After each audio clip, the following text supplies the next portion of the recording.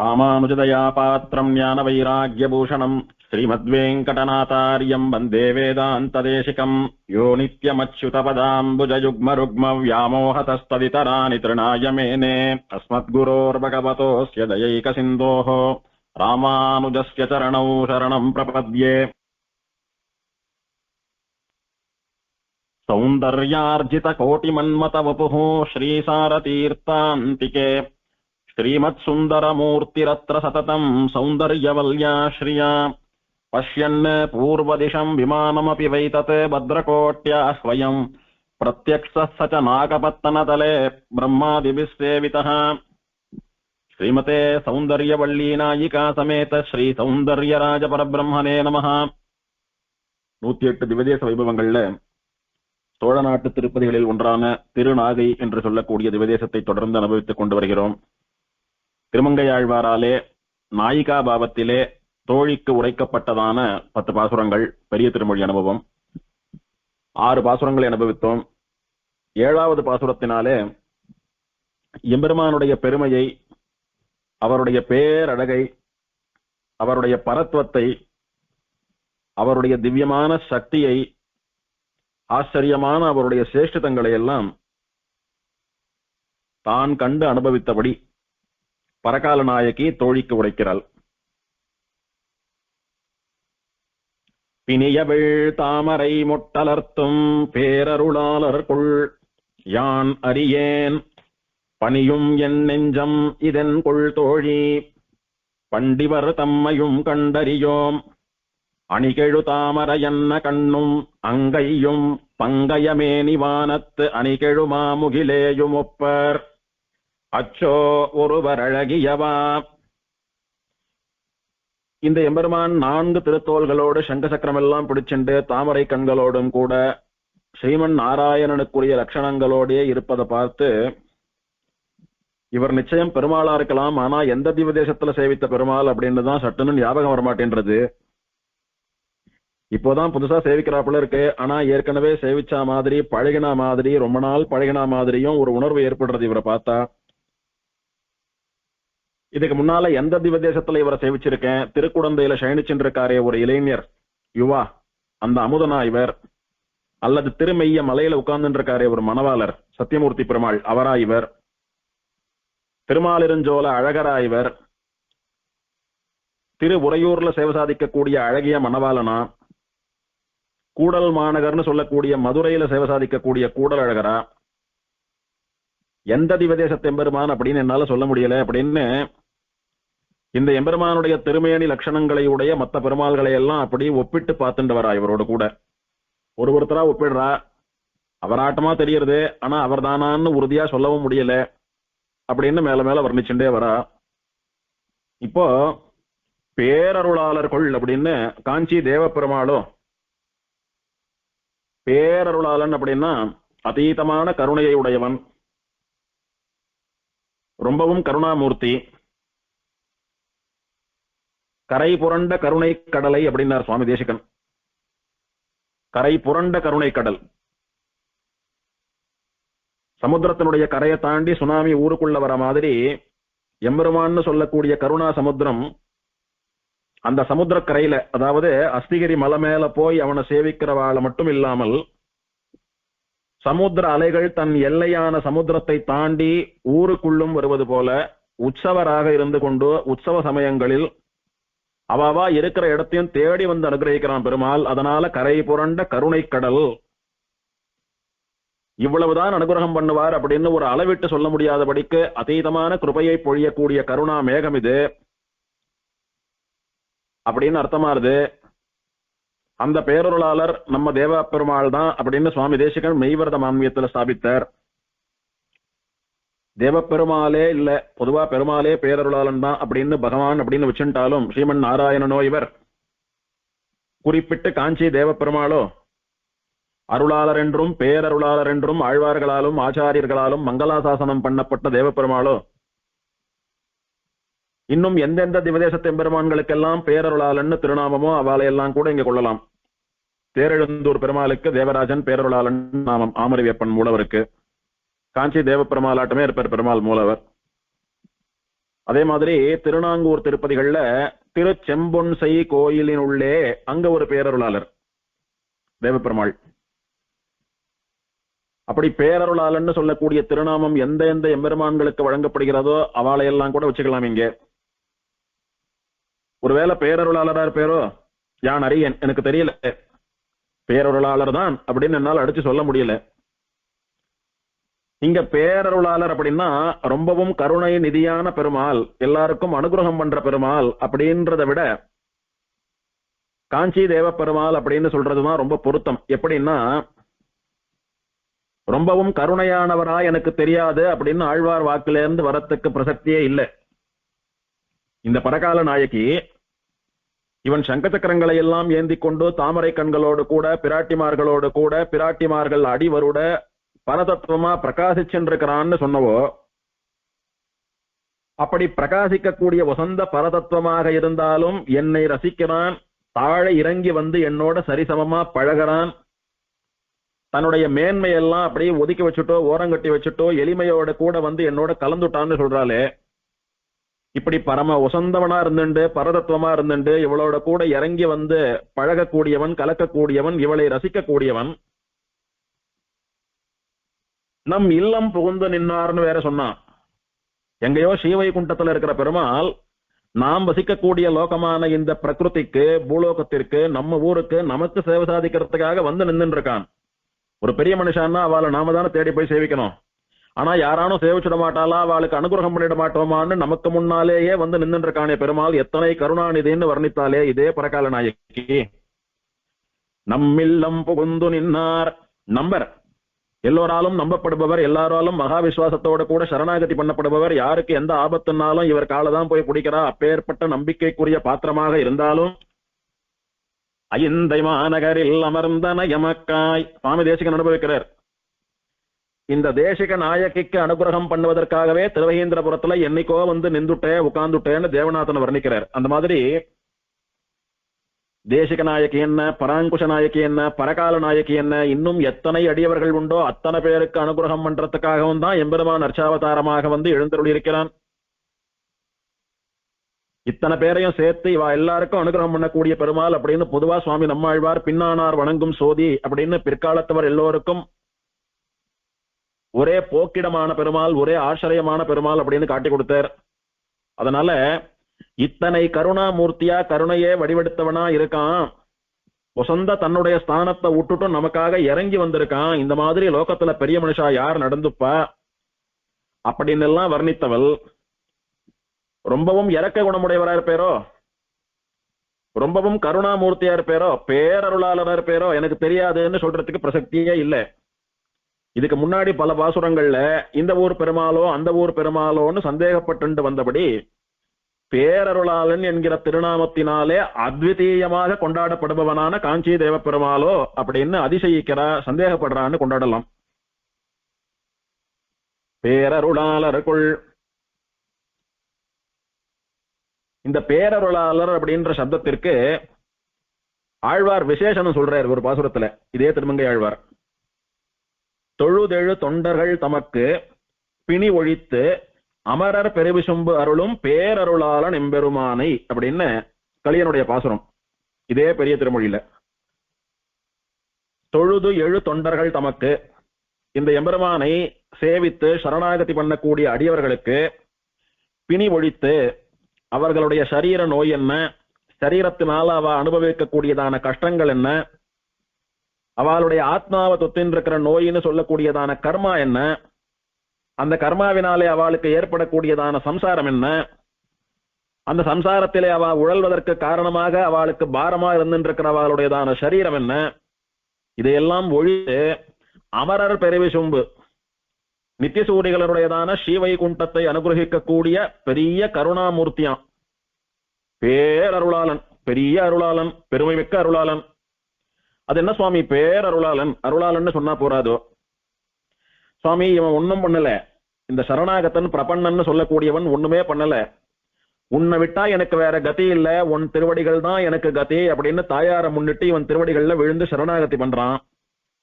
அது ஒரு க்ஷணகால வியாபாரம், ஒரே ஒரு க்ஷணம், ரொம்ப குறைஞ்ச காலம் பண்ணக்கூடியதான ஒரு செயல். அதுக்கு பெருமாள் தரக்கூடிய பலனும் அனந்த கருட விஸ்வக்சேனாதிகள் ஆழ்வாராச்சாரியாள்லாம் எப்போதும் எம்பெருமானுக்கு கைங்கரியம் பண்ணி கொண்டிருக்கக்கூடிய அமரர்களினுடையதான பெரு விசும்பு, நீல் விசும்பு, தெளி விசும்பு, பெரு விசும்பு என்றெல்லாம் ஆழ்வார்களாலே மங்களாசாசனம் பண்ணப்பட்ட பரமாகாசம்னு சொல்லக்கூடிய ஸ்ரீவைகுண்டத்தையே பலனா தரானம்.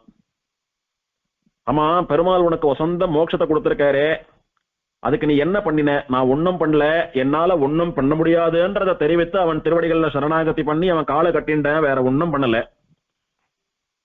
எனக்கு வேற கதி இல்லைன்னு காலை கட்டிண்டு சரணாகதி நமகான்னு சொன்னதுக்கா மோட்சம் கொடுத்துட்டான். ஆமா, எப்படி கொடுத்தான்? எப்படி மனசு வந்ததுன்னா, நம்மளாட்ட கஞ்சனை இல்ல, அவன் பேரருளாளன், பெரிய கருணாமூர்த்தி.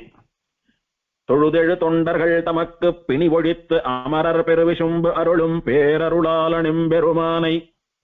ஆக பேரருளாளன் அப்படின்னா பண்ணக்கூடிய சரணாகத்தின்னு சொல்லக்கூடிய க்ஷணகால வியாபாரம்னு சொல்லக்கூடிய ஒரு சின்ன செயலுக்கு இதுக்கு மேல ஒரு பலன் பெருமாள் தர முடியாதுன்னு சொல்லும்படியா வசந்த ஒரு மோட்சத்தை கொடுத்திருக்கிறான்னு சொன்னா அவன் தான் பேரருளாளன்.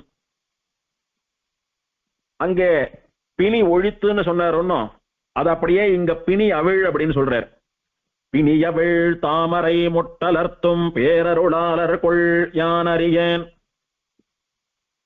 பிணியவிழ் தாமரை முட்டலர்த்தும் பேரருளாளர் அப்படின்றத ரெண்டு விதமா அனுபவிக்கலாம். ஒன்னும் சாமான்யமா அனுபவிக்கலாம், இன்னொன்னு விசேஷத்தை அனுபவிக்கலாம். சாமான்யமான அனுபவம் எப்படின்னா, பிணின்னா கட்டு, கட்டுன்னா அப்படியே சேர்ந்து ஒன்னா இருக்கிறது. தாமரைன்னு சொன்னதுனால பிரியாம விரியாம மலராம விகசிக்காம ஒன்னா இருக்கக்கூடிய தாமரை, மொட்டா இருக்கக்கூடிய தாமரை சொல்றது. பிணி அப்படின்னா தாமரை மொட்டு. அதை அவிழ்க்கிறது அப்படின்னா அந்த மொட்டை எப்படி அவிழ்க்கிறது, அந்த இதழ்கள் எல்லாம் நீக்கி அதை அப்படி பிரகாசிக்கும்படியா பண்றது. எப்படி பண்ணலாம்? தாமரையானது செடியில இருந்து பறிச்சுட்டோம், முட்டாவே பறிச்சுட்டோம்னா முட்டாவே தான் இருக்கு. அதை மலர்த்தணும்னா கையால மலர்த்தணும். அது அத்தனை அழகல்ல, அத்தனை உச்சிதம் அல்ல. அப்படி ஜலத்துல தண்டோடு இருந்துட்டு இருக்கிற தாமரை, செடியோடு இருந்துட்டு இருக்கிற தாமரை, அது சாயங்காலம் கூம்பிக்கிறது ஒன்னும். அப்படி கூம்பின் இருக்கிற தாமரைய பின்னால சூரியன் உதிக்கிறச்ச, சூரிய உதயத்தின் போது சூரியனுடையதான ஒளி கதிர்கள் கிரணங்கள் பட்டு அது அப்படி அலறது. அந்த மாதிரி ஒரே கட்டா அப்படி குவிந்திருக்கக்கூடிய தாமரையை அலர்த்தக்கூடிய பெரிய கருணாநிதியான சூரியனோ இவர் அப்படின்னு ராஜாவோ பிராமணரோ தேவரோ அப்படின்னு வர்ணிச்சுட்டு வந்தவோ சூரியனோன்னு வர்ணிக்கிறா. இப்போ சூரியனை பேரருளாளன்னு சொல்றதுக்கு என்ன காரணம்? யாருக்கு மோட்சம் கொடுத்துட்டான்? இல்ல மோட்சம் கொடுக்கதான் முடியுமா அவனாலே அப்படின்னா, மோட்சம் கொடுக்கிற அளவுக்கு பெரிய கருணாநிதின்னு எடுத்துக்க வேண்டாம். ஆனா சூரியனுடைய கருணை பெருசுன்னு புரிஞ்சுக்கலாம். எல்லா உயிர்களும் சூரியனுடைய வரவை எதிர்பார்த்துதான் காத்துட்டு இருக்கு. சூரியன் வந்து சூரியோதயமாகி எல்லோருக்கும் விடிவுன்னு ஒண்ணு ஏற்பட்ட பிறகுதான் அவாவா இயங்க ஆரம்பிக்கிற. குறிப்பா மிருகங்கள் பட்சிகள் இதெல்லாம் வந்து சூரியோதயத்தை ரொம்பவும் அவலம்பிச்சு காத்துட்டு இருக்கு. ராத்திரி சூரியன் இல்லாத போது கூம்பி இருந்த புஷ்பங்கள், குவிந்திருந்த புஷ்பங்கள் எல்லாம் கூட கார்த்தால சூரியனை பார்த்த உடனே அந்த சந்தோஷத்துல அப்படியே மலர்றது. தாமரைக்கு ரவி கர விகசிதம் அப்படின்னு ஒரு விசேஷனம் உண்டு. ரவி கர விகசிதம் அப்படின்னா சூரியனுடைய கைகளாலே மலர்த்தப்பட்டது. சூரியனுக்கு என்ன கை அப்படின்னா, சூரியனுடைய கிரணங்கள் இருக்க கதிர்கள், சன்ரேஸ், அதுதான் அவனுடைய கை போல. சூரியன் எங்கேயோ ஆகாசத்துல தூரமா அப்படி பிரகாசிச்சுட்டு இருக்கான். அவனுடைய வெளிச்சமானது பரவறதுனால இருள் நீங்கி இரவு நீங்கி பகல் போது வர்றது. அந்த சூரியன் தன்னுடைய நீண்ட கைகளினாலே கூம்பி இருக்கக்கூடிய ஒரு தாமரையையும் அப்படியே வந்து பிரிச்சு விடுறாப்புல மலர்த்தறானா. நாம எப்படி குவிந்திருக்கிற ஒரு தாமரையை கையால அலர்த்தி ஒரு இதழா பிரித்து அப்படியே மலர்த்துறோமோ அந்த மாதிரி சூரியன் தன் கையால பண்றானாம்.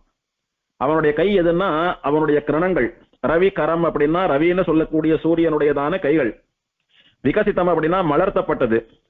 சூரியனுடையதான கதிர்கள் வந்து குவிந்திருக்கக்கூடிய அந்த தாமரை மேல படுறச்ச தூங்கினது போதும் எழுந்துருன்னு சொல்ற மாதிரி அதெல்லாம் ஒரு மடலா அப்படி பிரிச்சு விட்டு எழுப்பி விட்டு மலர்த்துறான். எத்தனை நாள் தூங்கிட்டே இருப்ப, நான் வந்துட்டேன், நன்னா சரி அப்படியே பல்ல காட்டிண்டு பல பலான்னு இரு, அப்பதான் 4 பேர் உன்னை ரசிப்பா, விரும்புவா, நீ பெருமாள் திருவடிக்கு போலாம் அப்படின்னு சொல்றது போல சூரியன் தன் கையால தாமரைய வந்து மலர்த்தறான். அந்த மாதிரி குவிந்த முகத்தோடு கூட, கூம்பிய முகத்தோடு கூட, சோர்ந்த முகத்தோடு கூட, மனசுல 1008 கஷ்டம் வச்சுட்டு ஜனங்கள்லாம் போய் அவனை சேவிக்கிறான். யார? நாகை சௌந்தர்யராஜனை சேவித்த மாத்திரத்துல என்னமோ அவ மனசுல இருக்கிறதான கஷ்டம் நீங்கி அவ முகத்துல லேசான ஒரு புன்னகை வருது. ரொம்ப கஷ்டமா தலைய தொங்க போட்டுண்டு குவிந்த தாமரை போல வாடி போய் போனவா இவனை சேவித்த மாத்திரத்துல அவளுடைய கஷ்டம் போய் அவ முகத்துல லேசான ஒரு புன்னகை வந்து அவ முகம் மலர்றது.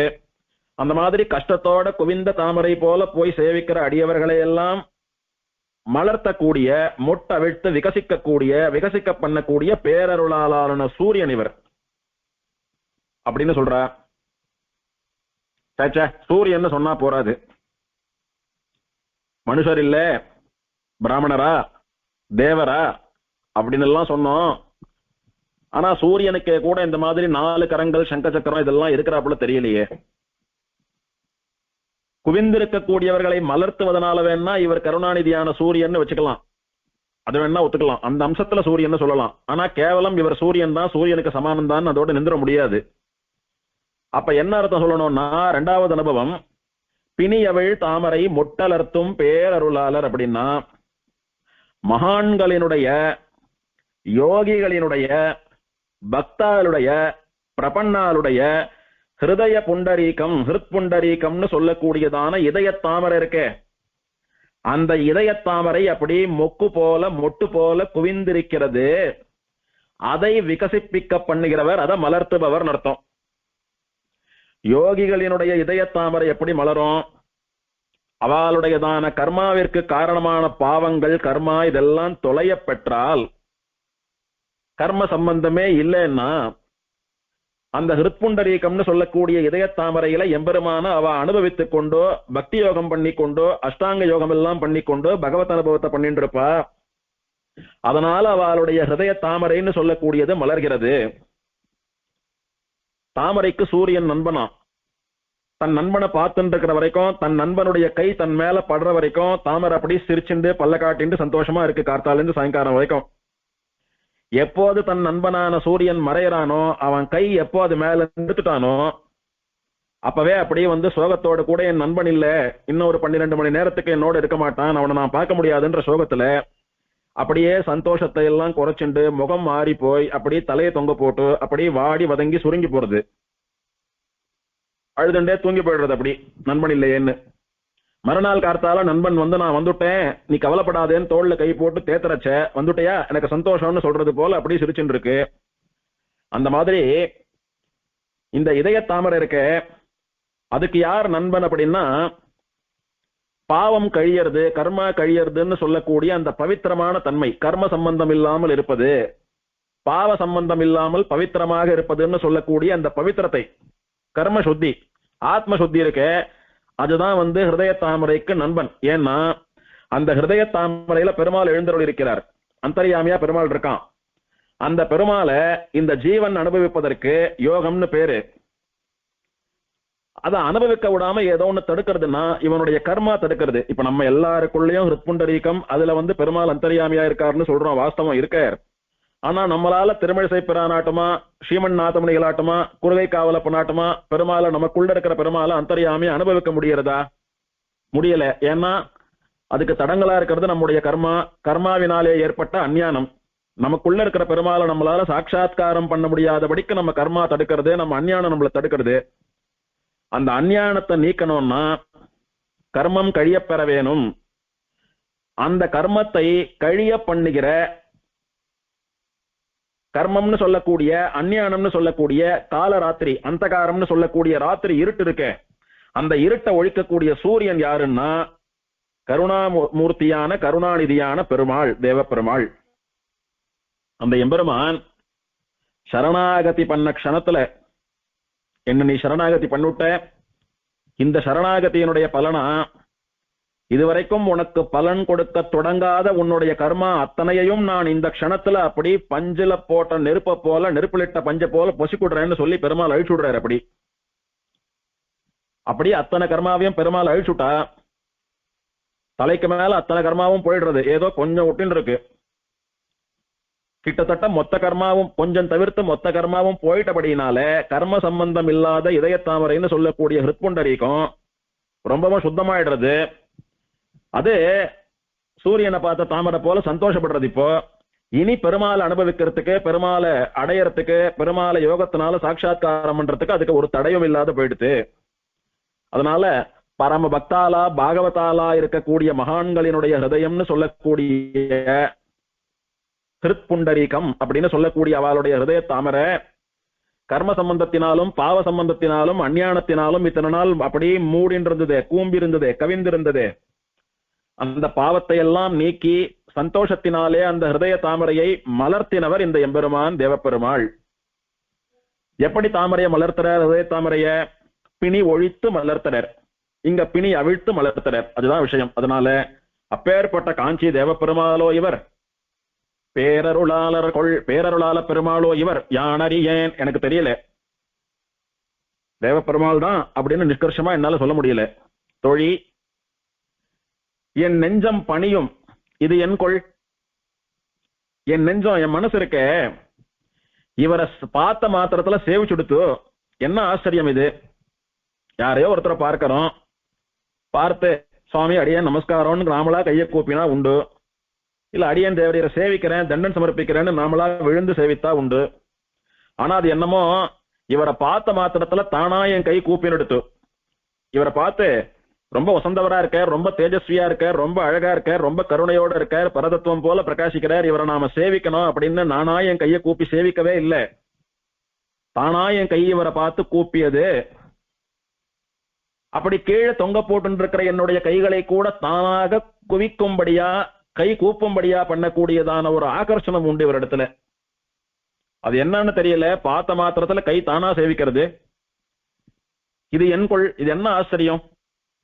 இந்த மாதிரி அனுபவம் எப்பவான உனக்கு ஏற்பட்டிருக்கா?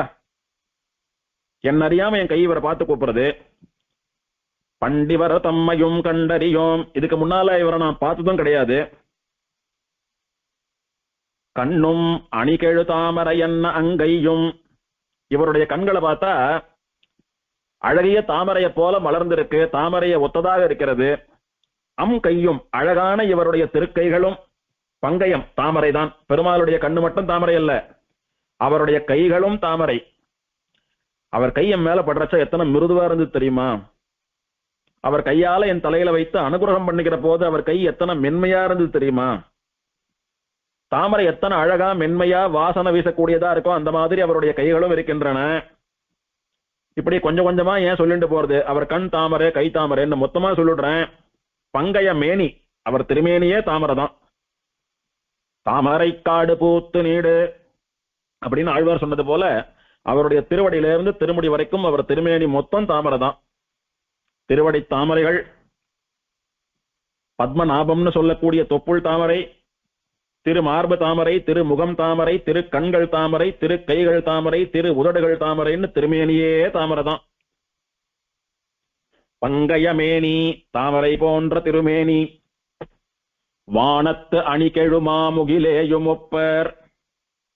ஆகாசத்துல அப்படியே அழகா நம்முடைய கண்ணையும் மனசையும் பறிக்கக்கூடிய காலமேகத்தை போல இருக்கார் இவர். நல்ல மழைக்கால மேகம் கண்ணங்கரேன்னு பார்த்த மாத்திரத்துல நமக்கு ஒரு சந்தோஷத்தை ஏற்படுத்துறது ஒன்னும். அப்படியே ஆகாசம் இருட்டு இருக்கு, மேகங்கள்லாம் கருத்து திரண்டு வர்றது, சில்லுன்னு காத்தடிக்கிறது, இன்னும் கொஞ்ச நேரத்துல நல்லா சில்லுன்னு மழை பொழிய போறது, நாம எல்லாம் சந்தோஷமா நனையலாம், மழையை பார்த்து ரசிக்கலாம். இயற்கை காட்சிகள், வனங்கள், மரங்கள், மலைகள் இதெல்லாம் மழையில நனைஞ்சு பார்க்கறதுக்கு ரொம்ப ஆச்சரியமா காட்சி தர போறது. அதெல்லாம் பார்த்து நாம சந்தோஷப்படலாம்னு எல்லாருடைய மனசுலயும் ஒரு சந்தோஷம் வருது பத்தியா? அந்த மாதிரி சேவித்த மாத்திரத்துல நம்ம மனசுக்குள்ள சந்தோஷத்தை வரவழைக்கக்கூடிய மற்றும் மழையானது பெய்து எப்படி குளிர்விக்கிறதோ பூமிய, லோகத்தை, உயிரினங்களை எல்லாம் மழையானது எப்படி குளிர்விக்கிறதோ அந்த மாதிரி இவரை சேவிச்ச மாத்திரத்துல நம்முடைய ஹிருதயத்துல இருக்கக்கூடிய தாபங்கள்லாம் போயிடுறது. ஹிருதய தாபங்களை எல்லாம் நாசம் பண்ணுகிறார் தன்னுடைய அழகாலே. சுபாசிரயம்னு பேர் இவருக்கு, சேவிக்கிறவருடைய பாவத்தை இல்லாது பண்றவர். அதனால வானத்து அணிகெழு மாமுகிலேயும் ஒப்பர். மழைக்கால மேகம் இருக்கிறதே அது போல சேவிக்கிறவாளுடைய மனசையெல்லாம் சந்தோஷப்படுத்தி குளிர்விக்க கூடியவர். இப்படியே வர்ணிச்சுட்டே போலாம். மொத்தத்துல என்ன சொல்ல வரேன்னா, இவராட்டமா ஒரு பேரழகன் நான் பார்த்ததில்லை. அச்சோ ஒரு வரழகியவா, வார்த்தை வரல வாயில எனக்கு. அச்சோ என்ன சொல்லுவேன் நான், இவராட்டமா ஒரு பேரழகன் இல்லே. இவரை பார்த்த மாத்திரத்துல இவரை தவிர வேறு ஒரு எண்ணமே என் மனசுல ஓடலை. இப்போ என் நெஞ்சமெல்லாம் என் ஞாபகமெல்லாம் இவருடைய திருமேனி அழகு மாத்திரமே நிறைந்திருக்கிறது. தூக்கம் வரல, பசிக்கல, அம்மா ஞாபகம் இல்ல, அங்க போனோம் இங்க போனோம், இந்த காரியம் பண்ணணும் அந்த காரியம் பண்ணணும், ஒன்னும் தோணல. என் மனசு என் சரீரம் எல்லாம் இவருடைய திருமேனி அழகே வியாபித்திருக்கிறது. இவரின் இடத்துல நடந்துட்ட விதங்கள்லாம் பார்த்தா ஏதோ ரொம்ப நாள் நானும் இவரும் காதலித்துக் கொண்டு நெருங்கி பழகினவா மாதிரியான ஒரு உணர்வை ஏற்படுத்துறது. என்னை எப்படி பார்த்தாரு தெரியுமோ? முதல் பாட்டுனால சொன்னான், என்னையும் நோக்கி என் அல்குளும் நோக்கி என் நிலங்கொங்கையும் நோக்கினார். என்ன அப்படி வெட்கம் ஏற்படும்படியா பார்த்தார். சிருங்காரமான பார்வையினால பார்த்தார். இவர் என்னோடு பண்ணக்கூடிய சிருங்கார லீலைகள் எல்லாம் ஏதோ நெடுநாள் நானும் இவரும் சேர்ந்து பழகினது போல ஒரு உணர்வை ஏற்படுத்துகின்றன. நான் அவரை ரசித்து புலம்பிக் கொண்டிருப்பது போய் அவரும் என்ன ரசிக்க ஆரம்பிச்சுட்டார். ஆனா இவர் இதுக்கு முன்னாடி சேவிச்சதும் இல்லை. இப்படி நெடுநாளே பழக்கம் போல ஒரு உணர்ச்சி மாத்திரம் எனக்கு எப்படி ஏற்படுறதுன்னு சொல்ல தெரியல. என்ன பார்த்தார், சிரித்தார், ரசித்தார். நானும் அவரை பார்த்து ரசிக்கிறேன்னு புரிஞ்சுட்டார். அப்படி என்னை அணைப்பதற்காக தன் 2 கையும் எடுத்துட்டு என்னை சேர்த்து கட்டிக்கலான்னு கிட்ட வந்தார். அந்த கை என் தோல் மேல பட்டுது. மெய் சிலிர்த்து போயிட்டேன். ஒரு தாமரை எடுத்துட்டு வந்து கணத்துல வைத்தா எப்படி அப்படி ரொம்ப சாஃப்டா ஸ்மூத்தா இருக்குமோ அந்த மாதிரி புசுபுசுன்னு ஒரு உணர்வு ஏற்பட்டது எனக்கு. ஒரு பிஞ்சு குழந்தையனுடைய கண்ணம் எப்படி இருக்கும்? ஒரு பிஞ்சு தாமரை எடுத்து முகத்துல அப்படி வருடினா லேசா எப்படி இருக்கும்? தென்றல் காட்டு அப்படி மேல பட்டா எப்படி சிலுசிலுன்னு இருக்கும்? அருவியினுடைய நீர் துளிகள் மேல பட்டா எப்படி இருக்கும்? அந்த மாதிரி அத்தனை மென்மையா மிருதுவா அவருடைய கண்கள், அவருடைய கைகள், தாமரை போல இருக்கக்கூடிய அவர் கைகள் என் தோல்ல படுறச்ச, இவர் கையால நம்மள தீன்றாரா அல்லது ஒரு மொட்டு தாமரையை கொண்டு நம்முடைய தோலை அப்படி வருடுறாரான்னு சொல்லும்படியா அத்தனை மென்மையா இருந்தது அவருடைய திருக்கைகள். என்ன தாமரை ஏதோ மேல படுறதே நிமிந்து பார்த்தா மழைக்கால மேகம் போலே கருகருன்னு அத்தனை ஆச்சரியமா மனசை ஆகர்ஷணம் பண்ணக்கூடிய பேரழகோடு கூட என்ன அப்படி மயக்கு நின்று இருக்காரு என் பக்கத்துல. இதே மாதிரிதான் இருப்பார் இந்த மூலவர். பரகால நாய்க்கு எப்படி எல்லாம் வர்ணிக்கிறாளோ அந்த மாதிரி காலமேகமாட்டுமா அணிகெழு மாமுகிலேயும் ஒப்பவராகத்தான் மூலவர் நீலமேக பெருமாள் இருப்பார். அதனாலதான் இந்த அணிகெழு மாமுகில் அப்படின்னு சொல்லக்கூடியது நத்திங் பட் நீலமேகம். நீலமேகம் அப்படின்னா மழைக்கால மேகம் அர்த்தம். அதுக்கு நீலமேகம், கார்மேகம், காளமேகம், கருமேகம், வான்மேகம் அப்படின்னு எல்லாம் பேர் உண்டதற்கு. அந்த நீலமேகம்னு சொல்லக்கூடிய திருநாமத்திற்கு ஆழ்வார் இங்க வியாக்கியானம் பண்ணிருக்கேரா. நீலமேகம்னா என்ன தெரியுமா? அணிகெழு மாமுகிலேயும் ஒப்பர், மழைக்கால மேகம் போலே இருப்பார் அப்படின்றது நீலமேகன் அப்படின்ற பேருக்கான அர்த்தமா, அல்லது பரகால நாயகி இப்படி பாடினதுல இருந்து நீலமேக பெருமாள்னு பேர் வந்ததான்னு சொல்ல முடியாதபடிக்கு ஒரு அழகு. ஏன்னா ஸ்தலபுராணத்துல கஷேத்திரத்துக்கு என்ன பேரு? சௌந்தராரண்யம், சௌந்தராரண்ய கஷேத்திரம், சுந்தரவனம்னு பேரு. பெருமாளுக்கு சௌந்தர்யராஜன் தான் பேரு. ஸ்தலபுராணத்துல எங்கேயாவது நீலமேகன்ற பேரை கேள்விப்பட்டோமோ? ஒருவேளை பரகால நாயகிக்கு பெருமாள் இப்படி சேவை கொடுத்து அவளுடைய பிரார்த்தனையின்படி அர்ச்சாவதாரமா நமக்கும் காலமேகமா நீலமேகமா சேவை சாதிக்கிறபடியினாலே, அணிகெழு மாமுகிலேயும் ஒப்பவராக நின்று சேவை சாதிக்கிறபடியினாலே அவருக்கு நீலமேக பெருமாள்னு திருநாமம் வந்ததா அதிசயிக்கும்படியாக எம்பெருமானுடைய திருமேனி அழகு. மொத்தத்துல லோக விலட்சணமான இவருடைய அழகுக்கு ஒப்பு சொல்லலாவதில்லை. இவர மாதிரி அழகர்கள் யாரான இருக்காளான்னு யோசிக்கிறதுக்கு கூட முடியாது நம்மளால.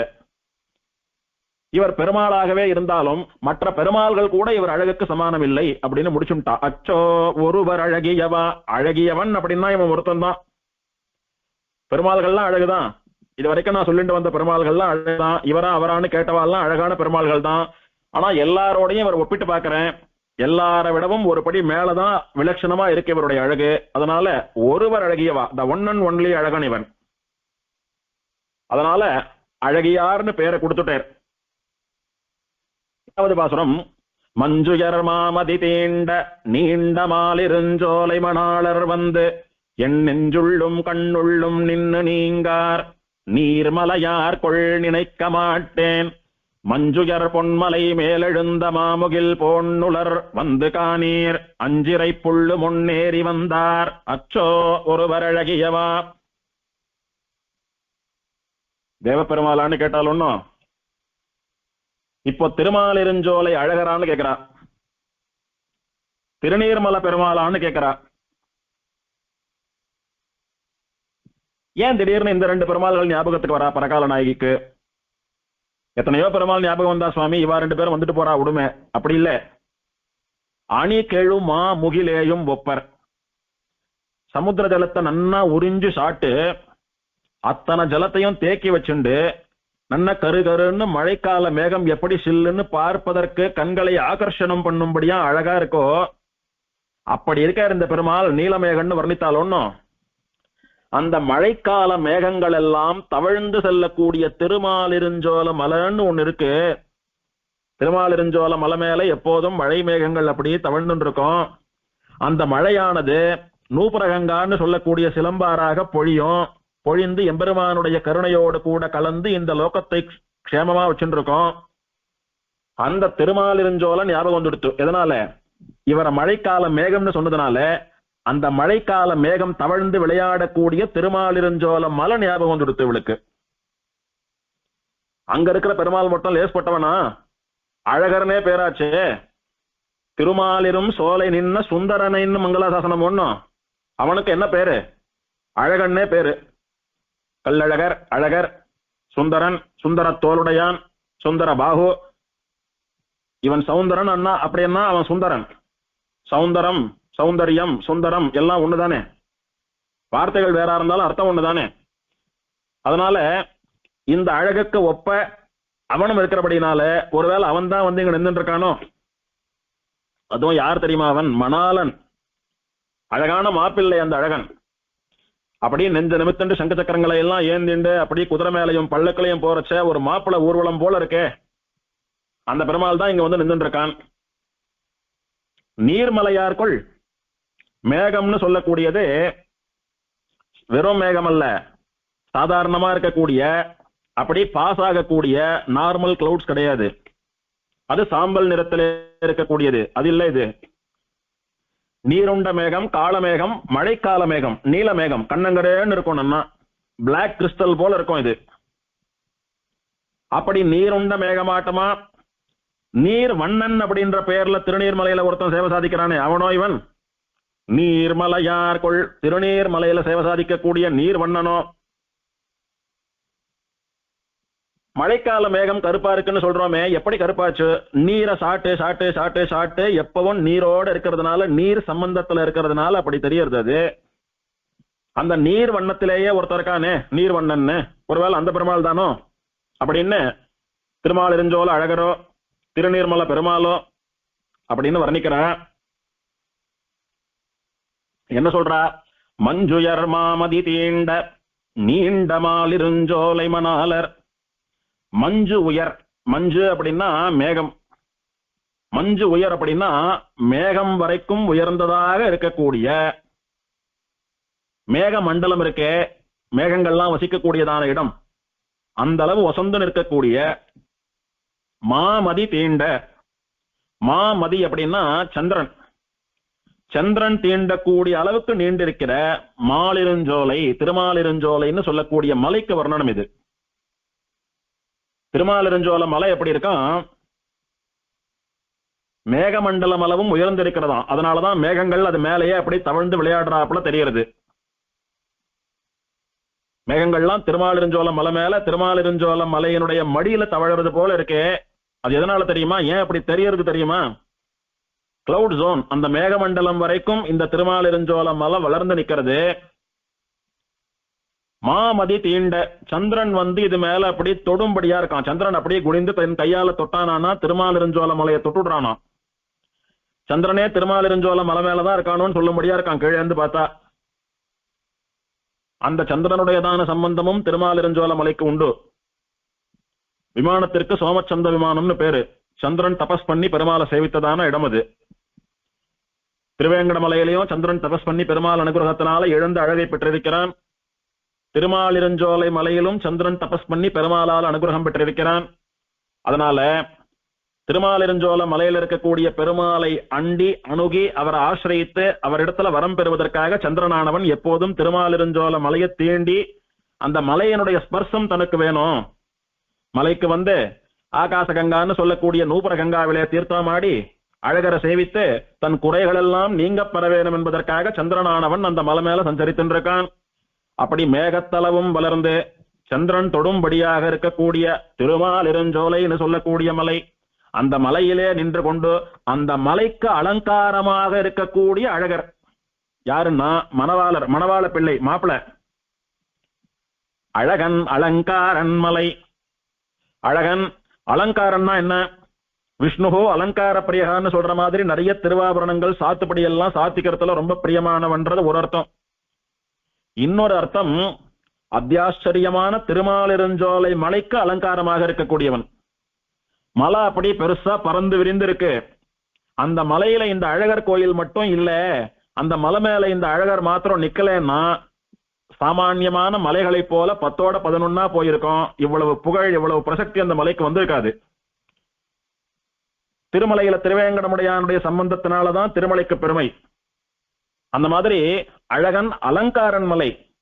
இந்த மலைக்கு அலங்காரமா நின்று இருக்கார் பெருமாள். பெருமாள் மட்டுமே இல்லைன்னா இந்த மலை சாமான்யமான மலை தான், இது விசேஷமான மலை ஒண்ணும் கிடையாது. இப்ப என்ன பெருமையை பெற்றது இந்த மலை? தென்னனுயர் பொறுப்பும் தெய்வ வடமலையும் என்னும் இவையே முளையாவமைந்த அண்ணனடைய அணங்கே. பூமி பிராட்டி, பூமி தேவி ஒரு ஸ்திரீ ஒன்னும் அப்படியே சயனிச்சுட்டு இருக்கிறா அப்படின்ற மாதிரி ரூபகம் கற்பனை. பூமி தேவின்னு சொல்லக்கூடிய பெண் அப்படியே படுத்துட்டு இருக்கா. அவளுடைய 2 திருமார்பகங்கள் எதுன்னா, ஒன்னு திருமாலிருஞ்சோலை மலை, இன்னொன்னு திருமலை. பெருமாளுடைய மார்பிலே பிராட்டி வசிப்பது போல பிராட்டியினுடைய மார்பிலும் பெருமாள் வசிக்கிறான். ஒரு திருமார்பு திருமாலிருஞ்சோலை மலை, அது மேல சுந்தரராஜனா அழகனா வசிக்கிறான். இன்னொரு திருமார்பு திருவேங்கடமலை, அதுக்கு மேல மலையப்பனா திருவேங்கடமுடையானா ஸ்ரீனிவாசனா வாசம் பண்றான். அப்படி பெருமாளும் பிராட்டியும் மாறி மாறி தங்களுடைய மார்பிலே ஹிருதயத்திலே ஒருத்தர் சுமந்துருக்கா. அப்படி விசேஷமா இவர் மணவாள பிள்ளை, பிராட்டியினுடைய நாயகனா. இத்தனை அழகோடைய கூட நான் இருக்கிறேன். எங்கே வசிக்கிறேன் தெரியுமா? பிராட்டியினுடைய மார்பகத்திலே வசிக்கிறேன். அவள் என்னுடைய மார்பகத்திலே வசிக்கிறாள்.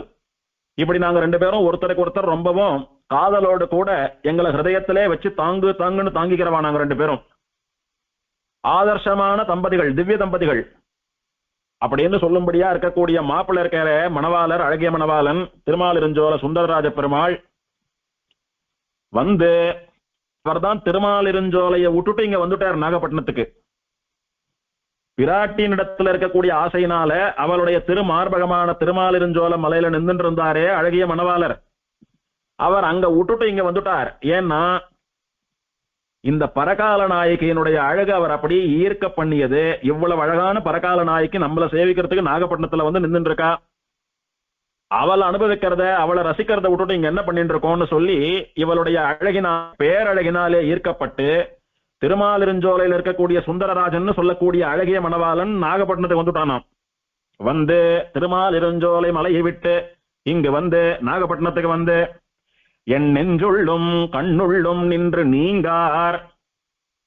பூமி பிராட்டியினுடைய திருமார்பு நமக்கு உகந்த இடம் அப்படின்னு பூமி பிராட்டியையும் ஸ்ரீதேவியையும் நீலாதேவியையும் அனுபவித்துக் கொண்டு பெருமாள் திருமாலிருஞ்சோலை மலையில எழுந்தருளியிருந்தான்.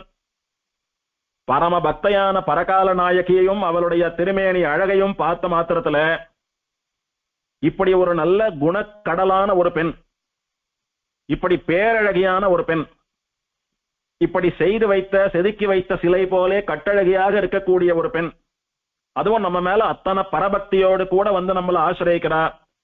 குறிப்பா நம்முடைய அழக அனுபவிக்கணும், நம்மளை சேர்த்து கட்டிண்டு ஆலிங்கனம் பண்ணணும்ன்றதுக்காக நம்மளை தேடி வந்திருக்கா.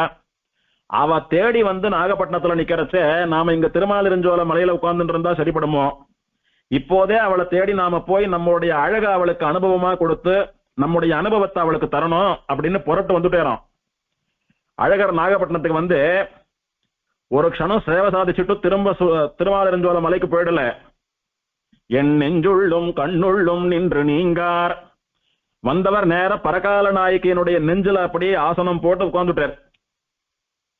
உன் நெஞ்சுக்குள்ளே நான் வந்துவிட்டேன், இனி உன்னுடைய இதயத்தை விட்டு வெளியில எங்கேயும் போக மாட்டேன்னு சொல்லும்படியா பரகால நாயகியினுடைய நெஞ்சிலே பெருமாள் ஸ்திரமாக எழுந்தருளி விட்டான். திருமாலிருஞ்சோல மலையை போல, திருமலையை போல பரகால நாயகியினுடைய நெஞ்சும் பெருமாளுக்கு நிரந்தர வாசஸ்தானமாயிடுத்து. இப்பேற்பட்ட காதல் இருக்கக்கூடிய, இப்பேற்பட்ட பரபக்தியும் பரமபக்தியும் இருக்கக்கூடிய பக்தாளுடைய ஹிருதயத்துக்குள்ள வரத்துக்கு தான் பெருமாளுக்கு வழி தெரியும். வெளியில போறதுக்கு பெருமாளுக்கு வழி தெரியாது. ஒன்வே தான் அது. வரது கஷ்டம். வந்துட்டேரானா பக்தால் கதவே இல்லாதபடிக்கு அடைச்சுடுவா. அவளுடைய பெருமாள் இருக்கணும். அந்த மாதிரி பரகால நாயகியினுடைய நெஞ்சுக்குள்ள வந்தார். திரும்ப போக முடியாதபடிக்கு நின்று நீங்கார். நெஞ்ச விட்டு போகவே இல்லை. இனி இந்த இடத்தை விட்டு என்னால போக முடியாது. பரகால நாயகி தன்னுடைய ஹிருதயம் அப்படின்னு சொல்லக்கூடிய சிறையிலே என்னை சிறைப்படுத்தி விட்டால் அப்படின்னு அவசரஸ்டாய் நின்றுட்டாராம் பெருமாள். அங்கேயே அவர் மனசுல இருந்து மட்டுமா நீங்களே, என் கண்ணுள்ளும் நின்று நீங்கார். என் கண்ணுல அப்படியே அவனுடையதான பிம்பம் பதிஞ்சு போயிடுத்து. என் கண்ணை நன்னா உத்துப்பாரேன். ஒரு கண்ணுல மூலவர் தெரிகிறார், ஒரு கண்ணுல உற்சவர் தெரிகிறார். ரெண்டு பேருடைய அழகையும் மாறி மாறி அனுபவிச்சுட்டு இருக்கேன். யாரான ஒருத்தர் அனுபவிக்கலாம்னா இன்னொருத்தருடைய அழகை வந்து என்ன ஞாபகப்படுத்தி என்ன அனுபவியன்னு சொல்றது. அதனால ரெண்டு கண் இருக்கிறபடினால ஒரு கண்ணால மூலவர் ஒரு கண்ணால உற்சவர்னு ரெண்டு பேரையும் அனுபவிச்சுட்டு இருக்கேன். பொதுவா ஒருத்தருடைய கண்ணை பார்த்தா எதிரில் இருக்கிற நாம தானே அந்த கண்ணுல தெரியும். ஆனா நீ என் கண்ணை ஒத்து பாறேன் தோழி, என் கண்ணுல சுந்தரராஜன் சௌந்தர்யராஜன் தெரியறார். அதனால திருமாலிருஞ்சோலை பெருமாள் இந்த நாகப்பட்டினத்திற்கு வந்து சுந்தரராஜன் என்கிற பெயரை சௌந்தர்யராஜன் என்று மாற்றிக்கொண்டு திருமாலிருஞ்சோல மலையில் இருக்கக்கூடிய அழக விடவும் பேரழகோடைய கூட என் கண்ணுள்ளும் நெஞ்சுள்ளும் வந்து நின்றுட்டார். நின்று நீங்கார். என்னை விட்டு நீ பிரியவே மாட்டார்.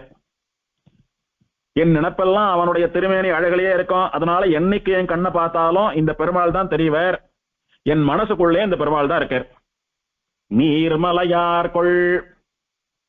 ஒருவேளை திருநீர்மலை பெருமாளர் பேரோ நினைக்க மாட்டேன் அப்படின்னு என்னால ஒரு முடிவுக்கு வர முடியல. இவர் இந்த பெருமாள் தான் அப்படின்னு என்னால உணர முடியல. நீமை அப்படின்னா என்ன? ஜலமாட்டமா உருகிறது.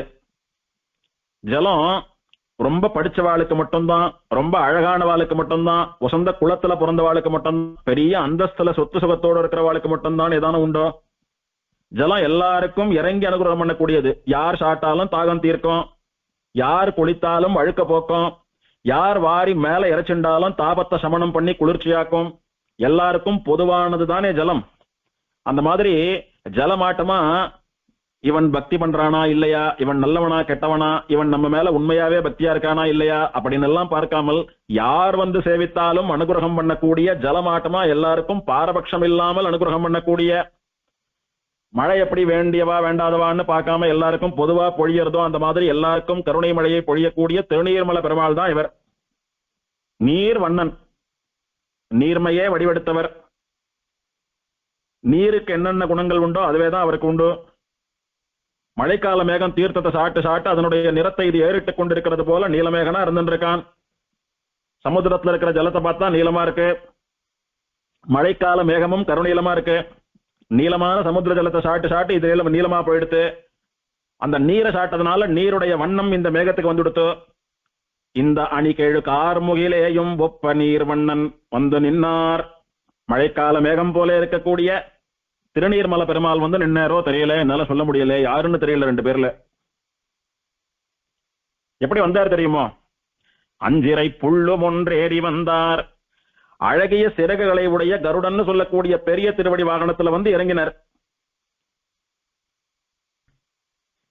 கருடனுக்கு சுபர்ணன்னு பேரு. அழகிய சிறகுகளை உடையவன் அர்த்தம். அப்படி சுபர்ணனா பார்த்த மாத்திரத்துல தன்னுடைய பேரழகை காட்டிக்கொண்டு சிறகுகள் அப்படி ஆகாசத்துல வீசிண்டு பறந்து வந்தான் கருடன். கருடன் அப்படியே ரெண்டு ரெக்கையும் விரிச்சுண்டு அப்படியே ஒரு அழகா புறப்படுறது, ஆகாசத்துல பறக்கிறது பார்க்கறதுக்கு எத்தனை ஆசையா இருக்கு. அத்தனை பேரழகான கருடன் மேல ஏறி உட்கார்ந்துட்டு வந்தார். அதை பார்க்கறதுக்கு எப்படி இருந்தது தெரியுமா? அவர் திருமாலிருஞ்சோல மலையிலேருந்து வந்திருந்தாலும் சரி, திருநீர்மலையிலேருந்து வந்திருந்தாலும் சரி, திருமாலிருஞ்சோலை எங்கேயோ இருக்கு, திருநீர்மலை எங்கேயோ இருக்கு, நாகப்பட்டினம் எங்கேயோ இருக்கு. பரகால நாயகி இங்க அவருக்காக நான் வந்து காத்துட்டு இருக்கேன். உடனே எனக்கு வந்து தாமதம் இல்லாம சேவை தரணும்னா எப்படி வரணும்? நடந்து வந்தா ஆகுமா? வாகனத்துல வந்தாதான் வெரசா வர முடியும், சீக்கிரம் வந்து சேர முடியும். சுபர்ணோ வாயு வாகனகான்னு காத்தையே வாகனமாக உடைய கருடன் மேல வந்தாதான் அத்தனை சீக்கிரம் போக முடியும்னு கஜேந்திர மோட்சத்தின் போது எந்த கருடன் மேல உட்கார்ந்துட்டு போனாரோ அதே கருடன் மேல உட்கார்ந்துட்டு எனக்கு முன்னாடி வந்து சேவை சாதித்தார். பாத்தியா, நம்ம அழக அனுபவிக்கணும்னு இந்த பொண்ணு அங்க போய் நின்று இருக்கா. நாம இருக்கிற இடம் திருமாலிருஞ்சோலை, நாம இருக்கிற இடம் திருநீர்மலை. இங்க வராம எங்கேயோ போய் நின்றுட்டு நம்ம அழக அனுபவிக்கணும்னு இவ புலமின்றிருப்பா. நாம போய் இவளுக்கு சேவை கொடுக்கறதா அப்படின்ற அகங்காரம் எல்லாம் இல்லாம, அத்தனை பெரிய சுவாமியா இருந்தாலும் எனக்காக நடந்து வந்தா நாழியாகும், இல்ல நாளைக்கு போலாம், அடுத்த வாரம் போலான்னு எல்லாம் தள்ளி போடாம ஒரு க்ஷணத்துல கருடன் மேல ஏறி வந்தாரு. அதுதான் அவருடைய நீர்மை. ஜலத்தை போல உருகி வரையறவர். அவர் அந்த கருட வாகனத்து மேல வரைச்ச அவருடைய சேவை எப்படி இருந்தது தெரியுமா? மஞ்சுயர் பொன்மலை மேல் எழுந்த மாமுகில் போன்றுளர். மஞ்சு உயர் பொன்மலை, மேகமண்டல தளவும் ஓங்கி வளர்ந்ததான ஒரு ஸ்வர்ண பர்வதம். திருமாலிருஞ்சோல மலை எப்படி கிளவுட் ஜோன் வரைக்கும் மேகமண்டலம் வரைக்கும் ஒசந்து வளர்க்குன்னு சொன்னேனோ, அது போல ஒரு ஸ்வர்ண மலை, ஒரு பொன்மலை, தங்கத்தினாலே பண்ணப்பட்டதான ஒரு பர்வதம் மேகம் வரைக்கும் வளர்ந்திருக்கு. அது மேல மேகங்கள்லாம் அப்படி தவழ்ந்து படர்ந்து விளையாடுறது. அதுக்கு மேல ஒரு மழைக்கால மேகம் கண்ணங்கரேல்னு வந்தா எப்படி இருக்குமோ காலமேகம், அப்படி வந்தார். அப்படின்னா இங்க ஸ்வர்ணமலை பொன்மலை அப்படின்னு உருவகம் பண்ணினது கருடனை. சுபர்ணன் அப்படி ஸ்வர்ண நிறத்துல இருக்கக்கூடியவன் ஒண்ணு கருடன். பெரிய திருமேனி, அவ்வளவு பெரிய பெருமாளை எழுந்தருளை பண்ணிட்டு வரணும்னா எவ்வளவு பெரிய திருமேனி இருக்கணும். எந்த வாகனம் சின்னதா இருந்தாலும் கருட வாகனம் எத்தனை ஆஜானுபாகவா, எத்தனை பெருசா, எத்தனை காம்பீரியமா இருக்கு திவதேசங்கள்ல. அந்த மாதிரி பெரிய திருமேனியோடு கூட ஒரு ஸ்வர்ண மலை, ஒரு பொன்மலையே மண்டியிட்டு அமர்ந்து கொண்டிருக்கிறதோன்னு சொல்லும்படி ஓங்கி வசந்த ஒரு பொன் மலையாட்டமா கருடன் வந்தான். அந்த பொன்மலை எப்படி இருக்கு தெரியுமா?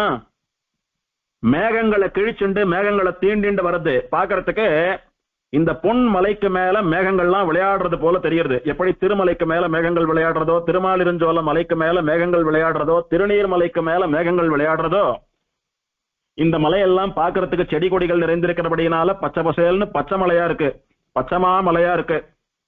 ஆனா இந்த சுபர்ணன்னு சொல்லக்கூடிய கருடன் ஸ்வர்ணமயமானவனானபடியினாலே பாக்குறதுக்கு ஸ்வர்ண மலையாட்டமா அப்படி பொன்னிறத்துல தகிக்கிறான், ஜொலிக்கிறான். அவனுக்கு மேல ஒரு மேகங்கள்லாம் விளையாடுறது, அதாவது மேகமண்டலத்தை எல்லாம் தொட்டுண்டு கிழிச்சுண்டு வரான். அத்தனை மேகங்களுக்கு நடுவே ஒரு கார் மேகம், அழகான ஒரு கருப்பு மேகம், நல்ல தீர்த்தத்தை சாட்டு எப்போது வேண்டுமானாலும் மழையை பொழியும்னு சொல்லும்படியா அத்தனை கருப்பான ஒரு நீல மேகம். கீழே பெரிய வாகனமாட்டமா ஸ்வர்ண மலையாட்டமா கருடன், அதுக்கு மேல கருப்பா ஒரு மேகம் வந்தா எத்தனை அழகா இருக்கும். அப்படி வந்தானாம் பெருமாள். அடியேன் பலமுறை சொல்லியிருக்கேன், இதை பிரத்யட்சமா எங்க சேவிக்கலாம்னா திருவள்ளிக்கேணில சேவிக்கலாம். எப்படின்னா, நல்ல ஸ்வர்ண கவச்சம் சாத்தப்பட்ட, ஸ்வர்ண முலாம் பூசப்பட்ட, தகதகான்னு மின்னக்கூடிய கருட வாகனம். பெருமாள் நல்ல கருத்த திருமுக மண்டலத்தோட வரையர். எம்பெருமான் பார்த்த சாரதி நல்ல கருத்த தேன்கூடு போன்ற ஆச்சரியமான தன்னுடைய தேன் சொட்டக்கூடிய திருமுக மண்டலத்தோட மேல உட்கார்ந்து வர்றது எப்படி இருக்கு? ஸ்வர்ண மலைக்கு மேல ஒரு கருப்பு மேகம் வருவது போல இருக்கிறது. அத பிரத்யட்சமா பரகால நாயகி சேவிக்கிறா. ஒரு பொன்மலை மேலே ஒரு மழைக்கால மேகம் வந்தபடி பெருமாள் வந்தானா சௌந்தர்யராஜன். என்னடி ரொம்ப ஆச்சரியமா இப்படி வர்ணிச்சுட்டே போற, அத்தனை அழகான அந்த பெருமாள் அப்படின்னு தோழி கேட்கிறா. அடிப்பாவி, இத்தனை உருகி சொல்லிட்டு இருக்கேன், இன்னும் நம்பிக்கை வரலையே. சரிடி, என்ன நம்ப வேண்டாம், நீயே வந்து சேவிச்சுக்கோ. வந்து காணீர். தோழிக்கு மட்டுமல்ல, என்ன இந்த பொண்ணு பெருமாளை இப்படி வர்ணிச்சுட்டு போறாளே, இவ்வளவு அழகாவா பெருமாள் இருக்கான் அப்படின்னு சந்தேகம் இருந்தா வாங்கோ, பிரத்யட்சமா வந்து நாகப்பட்டினத்துல சேவிங்கோ. வந்து காணீர். ரொம்ப ஆச்சரியமா இருக்கார் பெருமாள். அதுவும் கருட வாகனத்துல பெருமாள் எழுந்தருள்ற போது எப்படி இருக்கு தெரியுமா? மஞ்சுயர் பொன்மல மேலெழுந்த மாமுகில் போன்றுளர் அப்படின்னு நீங்களே சொல்லிட்டு போயிடுவீங்க. அதனால என் பேச்ச நம்பணும்னு நான் சொல்லல. இங்க வந்து அந்த பெருமாளுடைய அழகெல்லாம் வாஸ்தவம் தான். இந்த பரகால நாயகி சொன்னது அத்தனையும் சத்தியம்தான். சொல்ல போனா பரகால நாயகி இந்த பெருமாளுடைய அழகை ஏதோ கொஞ்சம் வர்ணிச்சாலே ஒழிய முழுசா வர்ணிக்க அவளாலேயே முடியலன்னு நீங்களே முடிவுக்கு வந்துடுவீங்க. அப்படி ஒரு ஆச்சரியமான பேரழகு வாய்ந்த பெருமாள் இந்த அழகு தேவதையான சௌந்தர்யராஜன். திருவாய்மொழியில நம்மாழ்வார் சாச்சர், காய்சின பறவையூர்ந்து பொன்மலையின் மீமிசை கார்முகில் போல. அடியவர்களுக்கு ஏதான கஷ்டம் அப்படின்ற ஒரு சமயத்துல தேவரியருடைய பக்தனான பாகவதனுக்கு ஒரு கஷ்டம் கொடுத்துட்டான். உடனே போய் அவன் கதையை முடிக்கணும், வாங்க போலாம் அப்படின்னு அத்தனை கோபமா கருடன் புறப்படுறான். அத்தனை உஷ்ணமா சிறக அடிச்சுட்டு பறக்கிறான். காய்சின பறவை கோபத்துல பொங்கிண்டு வரார். பெருமாள் ஏதானும் பண்ணுவானோ இல்லையோ பாகவத்தால கஷ்டப்படுத்தினவால, கருடனே அவ கதையை முடிச்சுட்டு வேற போல் இருக்கு. அத்தனை கோபத்தோட நரநரான்னு பல்ல கடிச்சுட்டு வரார். அப்படி வரக்கூடிய கருடன் அத்தனை கோபமா வந்தாலும் ஸ்வர்ண மலையாட்டமா ஜொலிச்சுண்டு வரார். அவருக்கு மேல மழைக்கால மேகம் போல பெருமாள் மேல ஏறி உட்கார்ந்து கருப்பா வரான்னு நம்மாழ்வார் அனுபவித்தார் திருவாய்மொழியில. அந்த நம்மாழ்வாருடைய திருவாய்மொழிக்கு வியாக்கியானமா பிரபந்தங்கள் பாட அவதாரம் பண்ணினவர் தானே இந்த திருமங்கை ஆழ்வார். அதனால அந்த பாசுரத்தினுடைய வியாக்கியானம் போல இது அப்படியே அவர் சொன்னதை, அவர் முன்மொழிந்ததை இவர் வழிமொழிகிறார் இங்க. இது எப்படியோ இவருடைய மொத்த அழகையும் என்னால வர்ணிக்க முடியாது. இவருடைய அழகுக்கு என்னால பாசுரம் விட முடியாது. நாகை அழகையாருடைய அழகு அனுபவிக்கணும்னா பரகால நாயக்கினுடைய பாசுரத்தை அனுபவிச்சா போறோம், மொத்த அழகே அனுபவிச்சிடலாம் அப்படின்னு ஒரு முடிவுக்கு வந்துடாதீங்க. ஏதோ சாம்பிள் தான் இதெல்லாம். இவருடைய மொத்த அழகையும் வர்ணித்து பாசுரமா பாடுவதற்கு என்னால முடியாதரா சுவாமி, ஆள விடுங்கோ. அச்சோ ஒருவர் அழகியவா, மொத்தத்துல இவருக்கு சமானமான அழகா ஒருத்தரும் இல்லை. 9வது பாசுரத்தினால வர்ணிக்கிறார். எண்டிசையும் எரிகடலும் எண்டிசையும் எரிநீர் கடலும் ஏழுலகும் உடனே விழுங்கி மண்டிபோர் ஆளிலை பள்ளி கொள்ளும் மாயர் கொள் மாயம் அறிய மாட்டேன் கொண்டல் நன்மால் வரையேயுமொப்பர் பொங்கலர் தாமரை கண்ணும் வாயும் அண்டத்தமரர் பணிய நின்னார் அச்சோ ஒருவர் அழகியவா. என் திசையும் எரிநீர் கடலும் ஏழுலகும் உடனே விழுங்கி, 8 திசைகளிலும் அலைகளை பரப்பக்கூடிய அத்தனை சமுத்திரங்களையும், 7 உலகம், 7 லோகங்கள்னு சொல்றோம் இல்லையோ, 7 லோகங்களும், அந்த 7 லோகங்களையும் உடனே விழுங்கி ஒரு க்ஷணத்துல எல்லாத்தையும் முழுங்கிட்டான் பெருமாள் வாயில போட்டு. எப்போ? பிரளய காலத்துல. இந்த பிரளய வெள்ளத்துல இதெல்லாம் வீணா போயிடுத்துன்னா, இதனுடைய ஸ்வரூபம் நிக்காத போயிடுத்துன்னா, அப்புறம் ரக்ஷகன் பெருமாள் அப்படின்னு நாம ஒருத்தர் இருந்து என்ன பிரயோஜனம்? அதனால அழியக்கூடியதான வஸ்துக்கள்லாம் அழிஞ்சுட்டு போட்டோம். மூலமான ஆத்மாக்களை எல்லாம் வயிற்றுல வைத்து ரட்சிக்கணும்னு பெருமாள் பர்வதங்கள் என்ன, சமுத்திரங்கள் என்ன, ஜீவர்கள் என்ன, பிரகிருதி தத்துவம் என்ன, இதெல்லாத்தையும் வயத்துல வைத்து பிரளய காலத்துல ரட்சித்து சிருஷ்டி காலத்துல வெளியிட்டானோன்னு. அப்படி 8 திசைகளிலும் எரி நீர், நீரை எரியக்கூடிய, ஜலத்தை வாரி இறைக்கக்கூடிய, அலைகளை பரப்பக்கூடிய அத்தனை சமுத்திரங்களையும், கடலும் அத்தனை சமுத்திரங்களையும், 7 உலகம், மேழேழு லோகங்கள், கீழேழு லோகங்கள்னு சொல்லக்கூடிய அத்தனை லோகங்களையும் உடனே விழுங்கி அப்படியே ஒரு லட் எடுத்து வாயில போட்டுக்கிறாப்புல ஒரு க்ஷணத்துல வாயில போட்டுண்டு ஓர் ஆளிலையில் மண்டி பள்ளி கொள்ளும். ஒரு ஆலமரத்து இலை மேல சாதாரணமா சர்வசாதாரணமா படுத்துட்டு தூங்கிட்டு இருக்கானா. குழந்தைகள்லாம் பெரிய தீம்பெல்லாம் பண்ணோம், நிறைய பாலை வச்சிருப்போம், அந்த பாலை அப்படியே கொட்டுட்டு ஒன்னும் தெரியாத போல போய் படுத்துக்கும். விலை உயர்ந்த பதார்த்தமா ஏதானும் நெய் வெண்ணெய் அந்த மாதிரி வாங்கிட்டு வந்து வச்சிருப்போம். அது 500 ரூபாயா 1000 ரூபாயா அதெல்லாம் ஒன்னும் தெரியாது. கொட்டணும்னு முடிவு பண்ணிடுத்தோம்னா கொட்டி விட்டுட்டு போய் படுத்துட்டு இருக்கோம், ஒன்னும் தெரியாத மாதிரி. அந்த மாதிரி ஏதோ ஒரு தப்பு காரியத்தை பண்ணிட்டு அம்மா அடிப்பாளேன்னு பயந்துண்டு தப்பிக்கிறதுக்காக ஒன்னும் தெரியாத நல்ல பிள்ளையாட்டமா பச்சிலங்குழந்தையாட்டமா போய் படுத்துட்டு இருக்கு. அந்த மாதிரி இவன் எங்க படுத்துட்டு இருக்கான் தெரியுமா? அப்பா, படுக்கிறதுக்கு கூட ஒரு கட்டில் இல்ல பாவம் இந்த பிள்ளைக்கு, படுக்கிறதுக்கு கூட ஒரு தொட்டில் இல்ல பாவம் இந்த பிள்ளைக்கு, ஏன் ஒரு மெத்த கூட இல்ல, ஒரு பாய் கூட இல்ல, ஒரு விரிப்பு, ஒரு 2 முழம் உத்திரியம் கூட இல்ல போட்டு படுத்துக்கிறதுக்கு. இந்த குழந்தை எங்க படுத்துட்டு இருக்கு தெரியுமா? ஆலமரத்து இலை மேல படுத்துட்டு இருக்கனா பாவம், அத்தனை பாவம் அப்படின்னு சொல்லும்படியா ஒன்னும் தெரியாத போல படுத்துன்னு தூங்கிட்டு இருக்கானா. எப்பேற்பட்ட காரியத்தை பண்ணிட்டு அத்தனை சமுத்திரங்களையும் ஒழுங்கிட்டு, அத்தனை மலைகளையும் ஒழுங்கிட்டு, 7 லோகங்களையும் ஒழுங்கிட்டு, ஒண்ணுமே தெரியாத பச்சிலங்குழந்தையாட்டமா ஒரு ஆலமரத்து இலை மேல படுத்துட்டு இருக்கான். எத்தனை ஆலமரங்களை உள்ள போட்டா முழுங்கிடும் சமுத்திரம். ஒரு சமுத்திரமே எத்தனை லட்சக்கணக்கான ஆலமரங்களை போட்டாலும் முழுங்கிடும், போராது, கோடி கணக்கில் போட்டாலும் முழுங்கிடும். அத்தனை ஆழமானது, அத்தனை அகலமானது சமுத்திரம். அத்தனை சமுத்திரங்களையும் ஒழுங்கிட்டோ, அத்தனை மலைகளையும் ஒழுங்கிட்டோ, அத்தனை உலகங்களையும் ஒழுங்கிட்டோ, ஒரே ஒரு சின்ன ஆலமரத்து இலை மேல இந்த பூனையும் பால் சாப்பிடுமான்ற மாதிரி படுத்துட்டு இருக்கான். எண்டிசையும் எரி நீர் கடலும் ஏழுலகும் உடனே விழுங்கி, கொஞ்சம் கொஞ்சமா கடிச்சு பெண்ணெல்லாம் சாப்பிடல, என்னமோ சின்னதா ஒரு உருண்டைய ஒரு சுண்டல் எடுத்து வாயில போட்டுக்கிறாப்பல அப்படியே மொத்தத்தையும் முழுங்கிட்டோம். அப்பேற்பட்ட வயிறு, அப்பேற்பட்ட ஒரு வாய். ஆனா பாரு, ஒரு சின்ன ஆலமரத்து இலை மேல பிஞ்சு குழந்தையா ஐயோ பாவன் படுத்துட்டு இருக்கான். மண்டி பள்ளி கொள்ளும் அந்த ஆலமரத்தில மேலே விருப்பமா ஆசையோடு கூட படுத்துட்டு இருக்கிறாப்புல யோகம் பண்ணி கொண்டிருக்க கூடியவன் மாயர் கொள் ஆச்சரியமானவனிவன். பார்த்தா சின்ன ஆலமரத்து இலையில படுத்துட்டு இருக்கான், அத்தனை சின்ன உடம்பு. ஆனா வயத்துக்குள்ள என்னென்ன இருக்கு தெரியுமா? எல்லா லோகங்களும் வயத்துலதான் இருக்கு, எல்லா மலைகளும் வயத்துலதான் இருக்கு, எல்லா சமுத்திரங்களும் வயத்துலதான் இருக்கு. இது எத்தனை ஆச்சரியம்! அவ்வளவும் உள்ள போச்சு. ஆனா வயர் பெருசாவே தெரியல, இத்தனை சின்னவனா இருக்கான், இலையில படுத்துட்டு இருக்கான் ஆலமரத்து இலையில. இது என்ன ஆச்சரியம்! இவனை புரிஞ்சுக்கவே முடியலையே. லோகங்கள், சமுத்திரங்கள், கடல்கள்லாம் வயத்துக்குள்ள போறதுன்னு சொன்னா எத்தனை பெரிய திருமேனியா இருக்கணும்! ஒரு திரிவிக்கிரமன் வயத்துல இதெல்லாம் போச்சுன்னா கூட ஓரளவுக்கு ஒத்துக்கலாம். இவன் வாமன நாட்டமா கூட இல்ல, அந்த வாமனனுடைய கமண்டலத்தை விட சின்னதா இருக்கக்கூடிய ஆலமரத்து இலையில இவன் படுத்துட்டு இருக்கான். சுத்தி இடம் வேற இருக்கு, அத்தனை சின்ன திருமேனியோட படுத்துட்டு இருக்கான். என்ன ஆச்சரியம்! நம்பவே முடியலையே இவனை. இப்படியும் இருக்கான், அப்படியும் இருக்கான். மாயர் கொள் மாயம் அறிய மாட்டேன். ஆச்சரியமான சேஷிதங்களை உடையவர் இவர். இவருடைய ஆச்சரிய சேஷிதங்களை எல்லாம், இவருடைய மாயங்களை, இவருடைய லீலைகளை எல்லாம் என்னால முழுசா புரிஞ்சுக்க முடியல தோழி. அதனால இவருடைய பெருமையை தெரிஞ்சுக்கிறேன், இவருடைய சக்தியை தெரிஞ்சுக்கிறேன், இவருடையதான மகாத்மியத்தை தெரிஞ்சுக்கிறேன் அப்படின்னு. இவர் சிருஷ்டி பண்ணக்கூடியவர், இவர் பிரளய காலத்துல எல்லாத்தையும் வயத்துல வச்சு ரட்சிக்க கூடியவர் அப்படின்னு எல்லாம் சோத்திரம் பண்ணி வர்ணிக்கலாம்னு ஆரம்பித்தா, அவ்வளோ பெரிய சமுத்திரம், மலை, உலகம் எல்லாத்தையும் முழுங்கிட்டு இத்தனை சின்னதா படுத்துட்டு இருக்கான். என்ன நடக்கிறதுன்னு புரியல, தலையை சுத்திட்டு வானாண்டாப்பா, உன்னுடைய மாயத்தை ஸ்தோத்திரம் பண்ணக்கூடிய அளவுக்குலாம் எனக்கு சக்தி இல்ல, அதை விடவும் என் மனசை போட்டு பிழிவது உன்னுடைய வடிவழகு, அந்த அழகை அனுபவிச்சு பாசுரம் பாடிட்டு போயிடுறேன்னு இந்த பக்கமா ஓடி வந்துட்டேன் நான். இப்ப அவனுடைய பெருமை எல்லாம் ஒரு பக்கம் நிறுத்தி வச்சுட்டு பழையபடி அவனுடைய வடிவழகை வர்ணிக்கிறேன். எப்படி இருக்கான் தெரியுமா?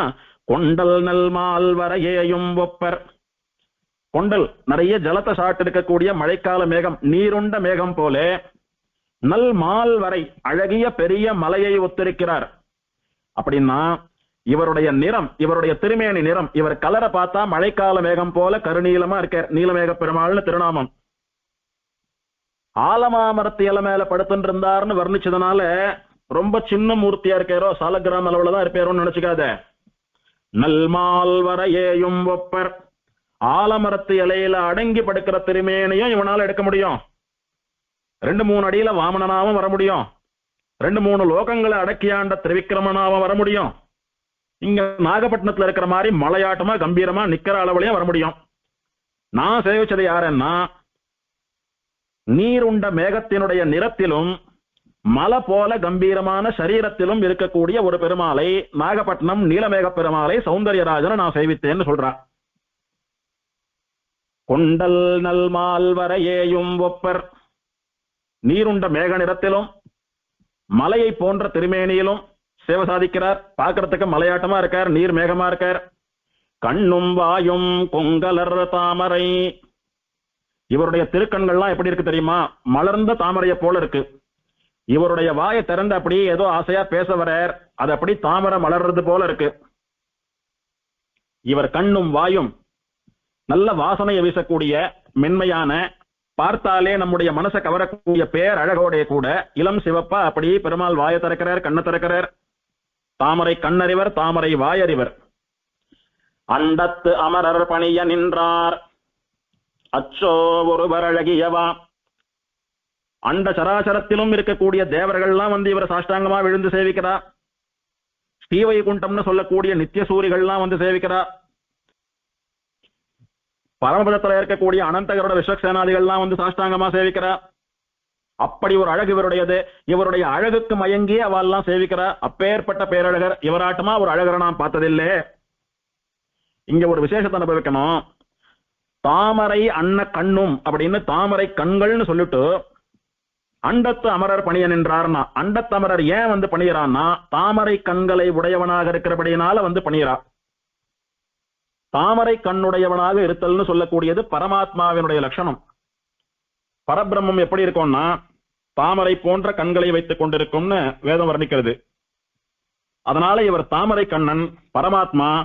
பரமாத்மாவானபடியினாலதான் வேற வழியே இல்லாம பிரம்மா ருத்ரன் இந்திரன் அத்தனை அண்டத்து அமரர்களும் வந்து சேவிச்சுருக்கா. எல்லாராலும் வணங்கப்படுகிற தேவர்கள் ஏன் வந்து இவரை சேவிக்கிறான்னா இவா எல்லாரையும் படைத்து காத்து இயக்குகிற தேவரவர் இவர் தான். கஷ்ட காலத்துல எல்லாரையும் அனுகிரகிக்கிறவர். அதனால வேற வழியே இல்லாம இவர் காலடியில விழுந்து இவரை சேவிச்சுருக்கா. சரி போட்டோம், அவள்லாம் சம்சாரிகள், அவளுக்கெல்லாம் கஷ்டம் இருக்கு, அதனால கஷ்டம் வரச்சா யார் கஷ்டத்தை தீப்பாலோன்னு சொல்லி இவர் காலில் வந்து விழறா. தீவை கூண்டத்து நித்திய சூரிகள் எல்லாம் பெருமாளுக்கு சமானமா ஆனந்தத்தை அனுபவிச்சுருக்கிறவாளாச்சே, அவர் ஏன் வந்து விழுந்தா? அவள்லாம் ஏன் வந்து இங்க விழுந்தா இவர் காலில் அப்படின்னா, அவள்லாம் அங்க யார் அனுபவிச்சுட்டு இருக்கா? தாமரை கண்ணனா பரதத்துவமா பிரகாசிக்கிற ஸ்ரீவைகுண்டநாதன் அனுபவிச்சுட்டு இருக்கா. அந்த எம்பெருமான் தானே இங்க வந்து சௌந்தர்யராஜனா நீலமேகனா நின்று இருக்கான். நான் ஸ்ரீவைகுண்டநாதன் அல்ல, இந்த பரகால நாயகியினுடைய காதலன் அப்படின்னு அவன் பொய் சொல்லலாம்னு நினைச்சாலும் கூட அவனுடைய தாமரை கண்ணு காட்டி கொடுத்து அவனை. இவர் பரகால நாயகியினுடைய மனவாளர்னு சொல்றார், ஆனா கண்ணு பாரு, தாமரை கண்ணு. எத்தனை யுகங்களா நாம் அனுபவிச்சுட்டு இருக்கிற கண்ணு ஸ்ரீவைகுண்டத்துல, அந்த கண்ணு இவருக்கு மட்டுமே இருக்கும், வேற யாருக்கும் இருக்காது. அதனால எங்கு போனாலும் எந்த அவதாரம் எடுத்தாலும் அங்கு பரம்பொருளாகவே பெருமாள் இருக்கிறான். ஒன்னும் மனுஷனா பிறந்தாலும் மரமா பிறந்தாலும் என்னவா பிறந்தாலும் அதுல அப்ராக்கிருத்தமான தன்னுடைய பெருமைகள் எல்லாம் தோற்றதான பெருமாள் வரான். அதனால தன்னுடைய தாமரை கண்ணை பெருமாளால மறைச்சிக்க முடியல. நான் பரகால நாயகியினுடைய காதலன் இவர் சொன்னாலும் கூட அவர் கண்ணு அவர் ஸ்ரீவைகுண்டத்து எம்பெருமான் தான் காட்டி கொடுத்துடுத்து. அதனால ஸ்ரீவைகுண்டநாதனான எம்பெருமான் எங்கு போனாலும் அவனை தேடி தேடி போய் சேவிக்கக்கூடிய நித்திய சூரிகள் எல்லாம் கூட வந்து இவரை சேவிச்சுருக்கா. இப்படி தேவர்கள்லாம் வந்து சேவிக்கிறா, நித்திய சூரிகள்லாம் சேவிக்கிறா.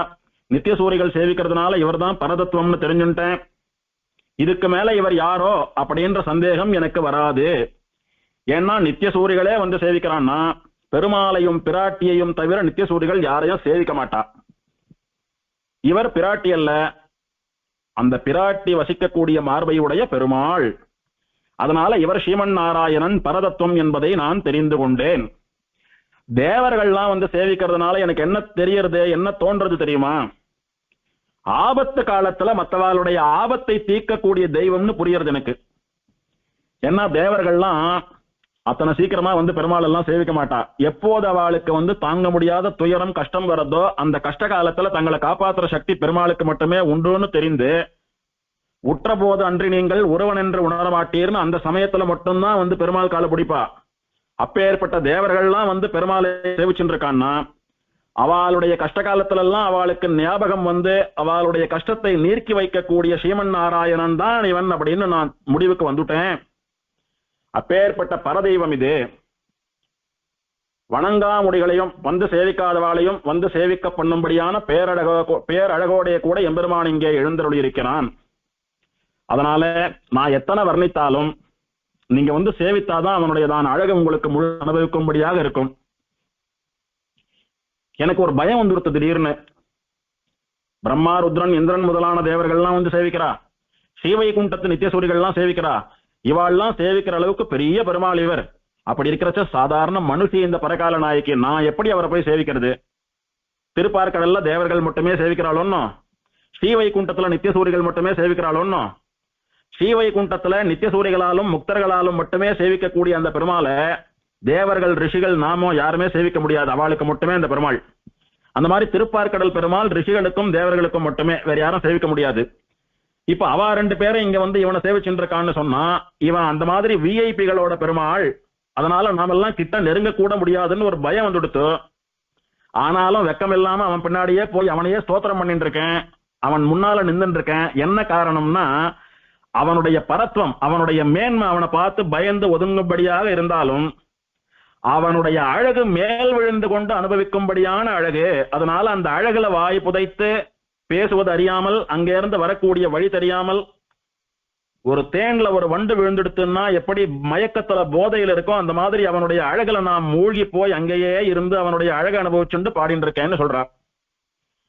10வது பாட்டினால பலஸ்ருதி. இதுவரைக்கும் யாரு யாரு யாரு யாருன்னு கேட்டு இருந்தா, தெரியலன்னு சொல்லிட்டு இருந்தா, ஒரு முடிவுக்கு வர முடியலன்னா, இப்ப நித்தியசூரிகள்லாம் சேவிக்கிறவர் அப்படின்றதுனால பெருமாள் தான் தெரிஞ்சுட்டா. அதனால அண்ட சராச்சரங்களையும் படைத்து காத்து ரட்சிக்கிற பெருமாள் இவர்தான் அப்படின்னு இங்க வந்து ரிவீல் பண்றா. அன்னமும் கேழலும் மீனுமாய ஆதியை. போதுமா? அன்னமும் கேழலும் மீனும் ஆய ஆதி. அன்னம் ராஜஹம்சமா ஹம்சாவதாரம் பண்ணினவனும், கேழல் பன்றியா வராகாவதாரம் பண்ணினவனும், மீனும் மத்ஸ்யாவதாரம் பண்ணினவனும் ஆய, அன்னம் கேழல் மீன் அப்படின்னு 3 விதமாகவும் அவதரித்த ஆதியை, அண்ட சராசரங்களுக்கெல்லாம் ஆதியா ஜெகத்காரண பூதனாக இருக்கக்கூடியவன். எவன் ஒருத்தன் பிரம்மாவை படைத்து பிரம்மா மூலமா லோகங்களை எல்லாம் படைத்தானோ, ஒன்னும் தேவும் உலகும் உயிரும் மற்றும் யாதும் இல்லாதவன்று இருந்த ஆதிநாதனோ அவன்தான் இவன் அப்படின்னு, இவன் தான் பரதத்துவம்னு தெரிஞ்சுட்டா, நமக்கு சொல்லிட்டா. அன்னமும் கேழலும் மீனுமாய ஆதியை, எல்லாவற்றுக்கும் எல்லாருக்கும் ஆதி மூலமாக இருக்கக்கூடியவனை, பரதத்துவத்தை, பரபிரம்மத்தை, ஜெகத்காரண பூதனை, நாகை அழகியாரை, திருநாகைன்னு சொல்லக்கூடிய நாகப்பட்டின விதேசத்திலே சேவை சாதிக்கக்கூடிய அழகியார், அழகுக்குன்னு ஒரு தெய்வம் இது. ஜலத்துக்கு வருணன் தேவதை, நெருப்புக்கு அக்னி தேவதை, செல்வத்துக்கு குபேரன் தேவதை அப்படின்னு எல்லாம் சொல்றாலே, அந்த மாதிரி அழகுக்கு அதி தேவதை யாரு அப்படின்னு சொன்னா நாகப்பட்டினம் சௌந்தர்யராஜன் தான் அழகுக்கு அதி தேவதை. அழகு தெய்வம், அழகு அரசன், அழகு சமுத்திரம், இழந்த அழகை மீட்டு தருபவன், இழந்ததை விடவும் பேரழகை தருபவன். நிறைய பேர் கொடுத்திருக்கான், பார்வதிகள்லாம் கொடுத்திருக்கான். அதனால அழகுக்கு தெய்வமாக இருக்கிறது, அழகு தெய்வத்தினுடைய கோயில் இது. இன்னைக்கும் நாகப்பட்டினத்துக்கு நாகை அழகியார் கோயில்னே பேரு. அன்னமும் கேழலும் மீனுமாய ஆதியை, பரபிரம்மத்தை, நாகை அழகியாரை, அப்படி எல்லாருக்கும் ஜெகத்காரண பூதனா இருந்துண்டு இந்த நாகப்பட்டினத்துல வந்து பேரழகோட கூட சேவை சாதிக்கக்கூடிய இந்த சௌந்தர்ய ராஜனை, கண்ணினன் மாமதில் மங்கை வேந்தன் காமரு சீர்கலியன், ஆச்சரியமான பெரிய மதில் சுவர்களாலே சூழப்பட்ட திருமங்கைன்னு சொல்லக்கூடிய நாட்டுக்கு தலைவரான திருமங்கை மன்னன், எல்லோரும் விரும்பக்கூடிய நல்ல குணங்களை உடையவன், கலிகன்றி கலியன் என்று பெயர் பெற்றவன், குன்றா இன்னிசையால் சொன்ன மாலை, குறைவில்லாத தேனை போல தித்திக்கக்கூடிய இசையோடே கூட பாடி மகிழ்வதற்கு ஏற்ப பாடிய இந்த 10 பாசுரங்களை, செஞ்சொல் மாலை, செம்மையான அழகிய தமிழ் சொற்களாலான இந்த மாலையை இனிய இசையோடே கூட பாடி தேன் போலே தித்திக்கக்கூடிய அனுபவிக்கக்கூடிய இந்த தமிழ் பாசுரங்களை, 7 2 ஓர் 1 7 2 9 9 1 10 இந்த 10 பாசுரங்களையும்